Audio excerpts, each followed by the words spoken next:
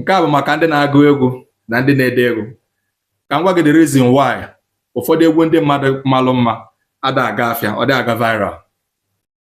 Ọ gagori viral obere oge ọ dị ka ọnyụzi ka ọkụ, maka na o nwere dị iche nke nwa gaa viral ọ dị ka ọnyụrụ ọkụ na nke gaa viral a na-agụ everywhere ebe ọbụla ị ga a na-agụ dị egwu. And nke anwa efe gara otu anwa a na-stream gide from generation to generation. So one of the things na-eme na egwu malụ mma mana egwu anwa ada agụ ya everywhere, ada agụkarị ya everywhere. Number one bụ the pronunciation. The pronunciation. Mmadụ nwere ike compose si egwu mana the way onye anwa ga-esi wee gụọ egwu a ọ gụsizie ya nwere ike ebe ọ na-eme ka ọ chọọ the wedding si mma ma ọ ka otu isi sie ya o wepụzie anointing dị na dị egwu. Emesie egwu ahụ wepụta dị egwu nwere ike mma mma mana ụfọdụ ama na-aghọtasị the weddings clear.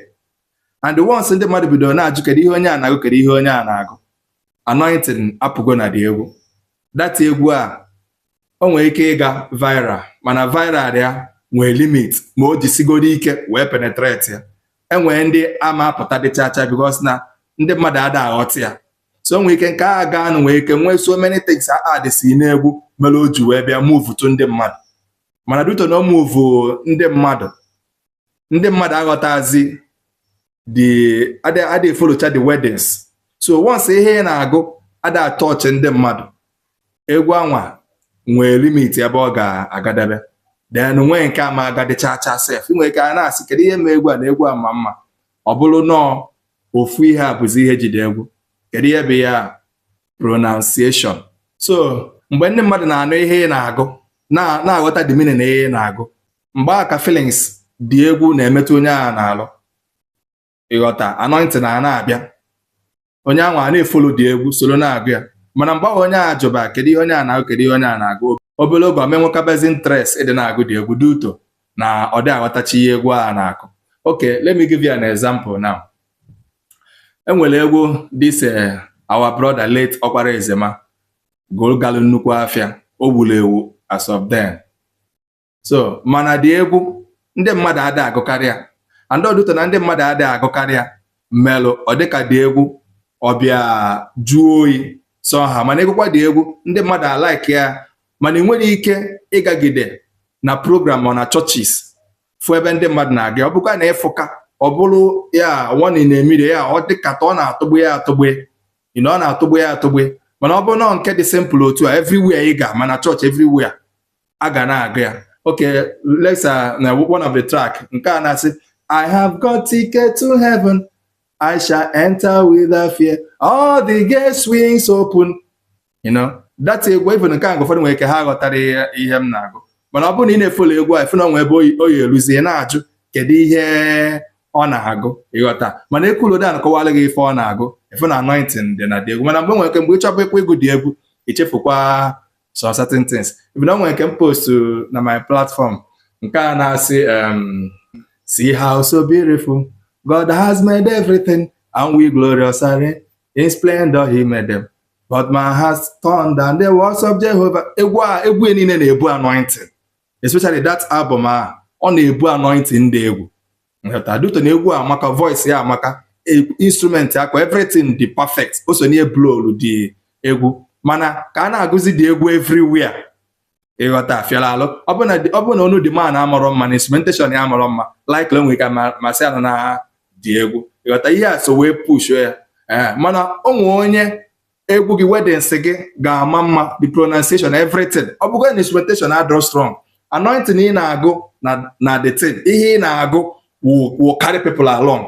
Ị na-afụ egwu gị ndị mmadụ a na-agụ ya everywhere ị ga. Ama m na ya m na-ekwu na maka ihe a bụkarị ihe nna-adị afụkarị na studio mgbe nna direct karị especially ndị ọfụ ndị upcoming na ụmụgbe ụfọdụ nwere ike sị na ha chọọ ka ha westernize ya egwu fa maybe ọ bụrụ na onye egwu ebe onye Igbo onye ọ chọọ ka ọ dọọ ya stress ya ji egwu ịmagonu o nwere ike ma ndị amala agụ western song or something a na-eme ka ọ dị standard a na-adọzi dị egwu o wepụzie anointing dị na dị egwu. Okay, just like otu Chinyere Udoma su egwu ya kịta na-etrend. Ọbata obu agha ọ batara be nwaanyị a ga n'ure nwa ọbata ihe a dị mma Okechi na-eme mma akpọkuo Chukwu ebube ihe ebube mee ịghọta ọdịbere net ya bụ nọọ ndị ọfụ anụnwa na ha sị mba na ha chọrọ ka ha modernize ya dị egwu ị na-agwa otu esi ego sị gị mba na ka ọ mee western and ọka ọ na-akacha ha njem asị ka ha mee western gụkarịa ndị ọcha ihe ya na-anụ something like ọbata be nwere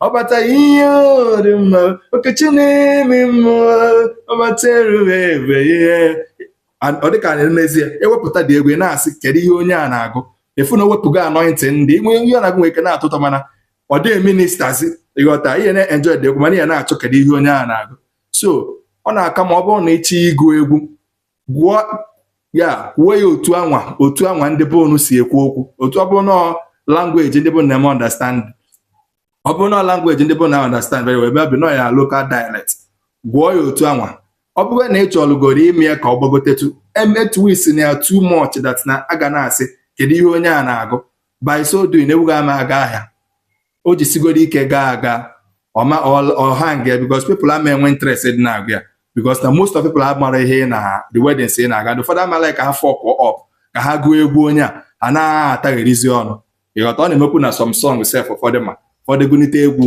ụfọdụ otu a na program ha na-adazi maka ha ma mgbe ha ji mabara dị egwu ọ na-afịazi falụ so ọ bụrụ na ị chọọ ka egwu gị at the end of the day ka o move try to make your weddings ka a na-anị ya ka ọ dị clear ka ọ dị ofu ofu ọ ga-eso wee nye aka with ihe ndị ọzọ by special grace of God your music will go viral not even going viral on this stage everywhere ị ga-etinye isi ebe ọ na-afịa itinye isi ebe ọ na-afịa because na break it down to our understanding so even not only this one enwegasịkwa so many other things na-eme na egwu malụ mma mmadụ gụrụ ada agafịa ma ọ gaa viral mana I will still come back mana ewepụta one after the other so that once ị na-apply all these things ọ ga-eme igusi egwu wepụta egwu anwa ndị mmadụ appreciate it will go viral alright nwana daalụnụ aka bụkwa your humble friend Mr. Simi CEO Simetone Production International. One love.